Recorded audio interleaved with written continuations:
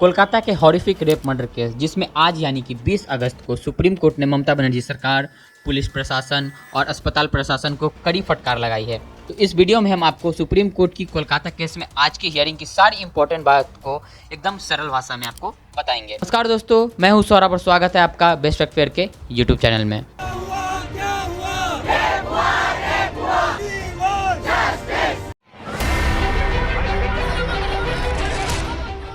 दोस्तों सबसे पहले हम बात कर लेते हैं पॉइंट 1 की, जो कि है केस ओवरव्यू। आज सुप्रीम कोर्ट में कोलकाता के रेप मर्डर केस की सुनवाई हुई। ये वही मामला है जिसने पूरे देश को हिला कर रख दिया है। मुख्य न्यायाधीश DY चंद्रचूड़, न्यायमूर्ति JB पारदीवाला और न्यायमूर्ति मनोज मिश्रा की बेंच ने इस सुनवाई को लाइव स्ट्रीम किया और मामले में हुई लापरवाही और कवर अप को लेकर कड़ी टिप्पणियां की है। दोस्तों बात कर लेते हैं नेक्स्ट पॉइंट की, जो कि है सुप्रीम कोर्ट की क्रिटिकल रिमार्क्स।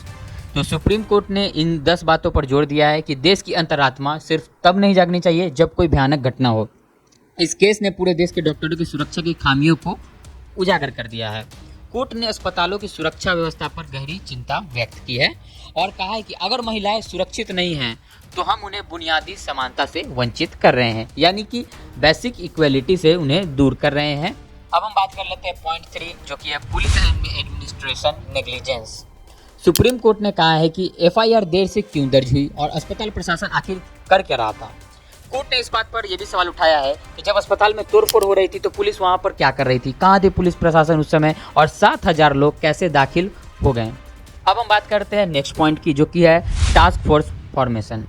सुप्रीम कोर्ट ने डॉक्टरों की सुरक्षा के लिए एक नेशनल टास्क फोर्स गठित करने की घोषणा की है, जिसमें डॉक्टरों को शामिल किया जाएगा। यह टास्क फोर्स देश भर में डॉक्टरों की सुरक्षा सुनिश्चित करने के लिए अपनाए जाने वाले तौर तरीकों पर काम करेगी। अब हम बात कर लेते हैं नेक्स्ट पॉइंट, जो कि है फ्यूचर हियरिंग्स।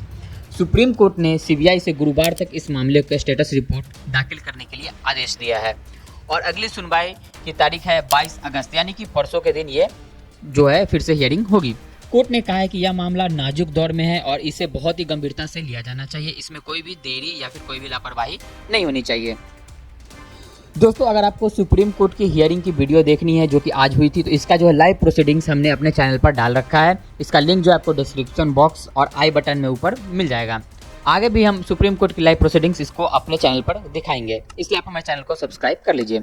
अब बात कर लेते हैं हम इंसिडेंट डिटेल्स की।